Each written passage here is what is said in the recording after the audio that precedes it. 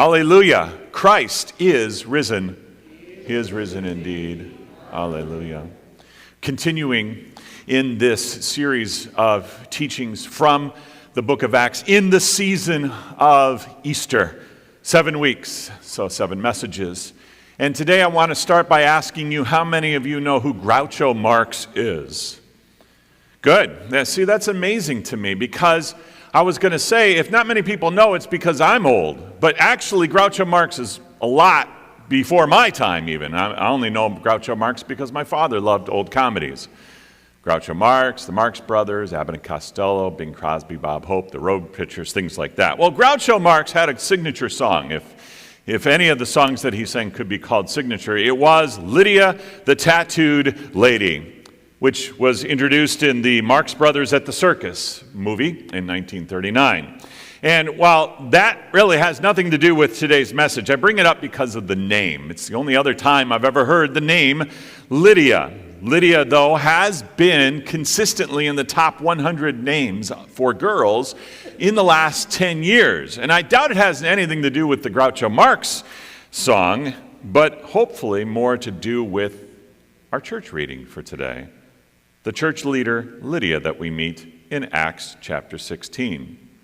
So we have been giving this teaching series, Reactions to the Resurrection, and showing you 4 key themes in each of the messages. The unprecedented miracle of Jesus' resurrection, the world-altering impact of Jesus' resurrection, the deeply personal connection to you, each one of you, with Jesus through his resurrection. And then for the entire Christian church, including our own congregation, the motivation for mission because of Jesus' resurrection. We looked at Peter on the first week of this teaching series, how Peter was arrested for preaching the resurrection of Jesus and was not afraid to do that. In fact, he was not afraid to be arrested, imprisoned, or even worse. He was going to continue to proclaim Jesus Christ and him crucified and resurrected. We also learned about the encounter that changed the world. Saul, who would later be known as Paul, had an encounter with the resurrected Christ that changed the world. And then we heard from Paul as he quotes Jesus by saying, "It is more blessed to give than it is to receive." And I talked about how if everybody's giving, then who is receiving? And the irony is that even as we all give, we also receive because of the resurrection of Jesus.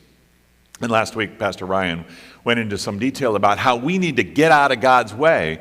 We need to not think that the proclamation of the resurrection of Jesus is limited by our own circumstances or abilities. Just get out of God's way and let it flow. This week, we learn about Lydia in Acts chapter 16. She's born in the city of Thyatira in Asia Minor, in modern-day Turkey. And that was actually a major city in the kingdom of Lydia before the Romans came in, so hundreds of years before. So perhaps she's named after the ancient kingdom of Lydia. She lived in Philippi, however, which is on the European continent. She had moved to Philippi in Macedonia. And it's actually noted in the commentaries that this is the first place that Paul visits that does not have a Jewish synagogue. There are worshipers of God, but no synagogue. And we're told that Lydia is a dealer in purple cloth, a very lucrative trade, as purple dye was very expensive, and that she is a worshiper of God. Not a full-blown religious Jew, but she is on the journey to becoming a religious Jew, and she was once a pagan, converted then to Judaism. And we're seeing in the commentators, especially Lenski, who gives a detailed commentary of the Greek New Testament, He talks about how the wording of this text tells us that Paul taught her over a period of time, a series of lessons over perhaps many days, that Lydia heard about the resurrected Christ. And then she was baptized. And this becomes the first recorded baptism on the European continent. And her entire household is baptized. Not just her, but everybody that's living in her house. And we have used this as one of the proof texts for infant baptism, understanding that there must have been more than just adults in the household. There probably was many children as well, and they were also baptized. And then the story wraps up how she prevailed upon Paul and Luke, who was with them, and others, that she would provide lodging and food and other resources so that they can continue to proclaim the resurrection of Jesus Christ. So let's take a closer look at this text. That's an overall picture of this, but I want to look at this a little bit closer. So if you have a Bible or a Bible app, you want to open up to Acts chapter 16. And we are going to start the story at verse 13. We're only going to look at 3 verses here, 13, 14, and 15. Acts 16, verse 13. And on the Sabbath day, we, Luke is writing this, but he's with Paul, went outside the gate, so they're outside of the city, to the riverside, where we supposed there was a place of prayer. We sat down and spoke to the women who had come together. And one who heard us was a woman named Lydia, from the city of Thyatira, a seller of purple goods, who was a worshiper of God. The Lord opened her heart to pay attention to what was said by Paul. And after, she was baptized, and her household as well. And she urged us, saying, if you have judged me to be faithful to the Lord, come to my house and stay. And she prevailed upon us. So she hears the gospel at the riverside. This must be why many churches go down to the riverside to baptize people. Sometimes that can turn out to be a pretty good thing, sometimes not so much. I'm reminded of the story in Mayville, Wisconsin, when I was a pastor there. There was a Baptist church in town, and they decided they were going to commemorate this event by going down to the river, the Rock River in the middle of Mayville, and do some baptisms for their church. Why they chose the end of March, I don't know. Perhaps because Easter was at right around that time, so they did. But they had to cut a hole in the ice. And they did, and several people were baptized in the Rock River in that hole in the ice. Making another connection to the story in Acts 16. They came out of the water purple, I'm sure. Lydia was taught, however, over a period of several days. As I said, Blonski, the commentator, kind of tells us that several sessions happened of this teaching that Paul, he goes into detail about connecting the Old Testament to the resurrection of Jesus Christ, as we have been doing throughout our teaching series over the last several years. And then she was baptized. And this gives us our section of the small catechism. In the latest edition of the catechism, it's on page 290. What is the connection between baptism and teaching? Jesus, it says, inseparably connects baptism and teaching. Go and make disciples, teaching them, baptizing them, right? And it says this, those who are able to receive instruction are normally baptized after being taught the main articles of the Christian faith. And it prompts us to read Acts 2, Acts 8, and then Acts 16. But infants and young children should be brought to baptism as soon as possible, and then instructed in the Christian faith, as they are able to receive instruction. And then it prompts us to read Luke 18, Mark 10, and 2 Corinthians 6. Lydia is taught and then baptized, but then her whole household is baptized, and we believe that that also included infants in that baptism. So Lydia's reaction to the resurrection was that she would prevail upon Luke and Paul and the rest of them to use her home as the basis for their area, that whenever they're in town, they would stay with them, Lydia and her household, and she would provide food and other resources and lodging so that they could be focused completely on proclaiming Jesus Christ. And that is what happened. When they were in Philippi, and they do stay there for some time, they stayed at Lydia's house. And this is the beginning of the church at Philippi. 10 years later, Paul would write to the church there, the epistle we know as Philippians.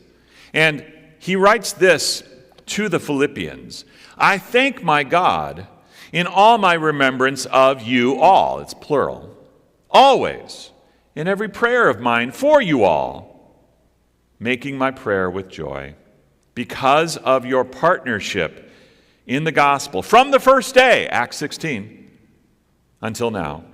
And I am sure of this, that he who began a good work in you will bring it to completion at the day of Jesus Christ. Now, in this letter to the Philippians, Paul does not mention Lydia by name. It's 10 years later. That leads us to believe that perhaps Lydia is actually no longer in Philippi, because she's not actually from Philippi. She's from the Asia Minor continent, Thyatira, the city of Thyatira, or that she had already entered into the church triumphant in heaven. But he is not mentioned. However, this letter of Paul, of all the letters that he writes that are in the New Testament, this is the only one that only contains encouragement and praise to God for their work. He has no admonishment, no correction, no rebukes for them, really. And that's unique of all the letters. So the Philippian church is somewhat unique and has a lot to teach us today. And so does Lydia. Lydia inspires us and teaches us about the unprecedented miracle of the resurrection of Jesus. And I call it that not because it's the only resurrection that we have. Certainly we have others. Elijah raised a person from the dead. His successor, Elisha, raised a person from the dead. Elijah's bones raised a person from the dead. And then in the New Testament, Peter raises somebody from the dead, Paul raises somebody from the dead, and Jesus himself raises several people from the dead. However, the unprecedented miracle of the resurrection of Jesus is that of all the religions in the world, where the God of that religion wants a sacrifice from his people. In other words, to put it in another way, all the other religions have a God that calls on his followers to die for him. The Christian religion is unique in that it is God who dies for his people in the person of his Son, Jesus Christ. It is an unprecedented miracle. It is also a miracle, this resurrection, of having a world-altering impact. It changes the entire world, often through one or two people at one time. Lydia, for example, and then her whole household. And then the church at Philippi is founded, and it becomes the base of operation for the European continent, and the whole gospel gets to the rest of Europe. And it also is a deeply personal connection. Lydia already believes in God. She is on the path to becoming a fully religious Jew. And then she hears about Jesus. And she becomes a member of what at the time was probably called the Way, but soon after would be called Christians. And she had everything she could have needed or wanted in the worldly sense. She had a belief in God, yes. She also had everything that the world could give. She was very wealthy, dealing with purple cloth. To dye something purple in that day was very expensive because the dye came from the gland of a clam in the Aegean Sea. And so that little gland produced the dye that they would use, and they would need a lot of them. So it was very, very expensive. And she had everything she could want. But the gospel of Jesus Christ that is presented to her by Paul and Luke and the others raises her to a whole new level. And she gives it all away. She says, hey, I'll support you in your ministry. And she continues to do so. And it becomes that motivation for mission for the entire Christian church. Lydia is the first among the Philippians who would know the joy of reacting to the resurrection and changing the world by being a part of the Christian church and supporting the Christian church. It started with a woman going down to the river on her day off to pray. And she heard a story, an incredible story about how a baby was born in Bethlehem and grew up and lived a perfect life and then died on the cross to forgive all the sins of all people of all time. And then 3 days later, was raised from the dead by the power of God alone. No other hand of man ever was an instrument in raising Jesus from the dead. And then when he ascended into heaven, he told us to go and make disciples of all nations, baptizing and teaching. This changed Lydia's life when she heard this. And she helped change the world, bringing the gospel to the European continent.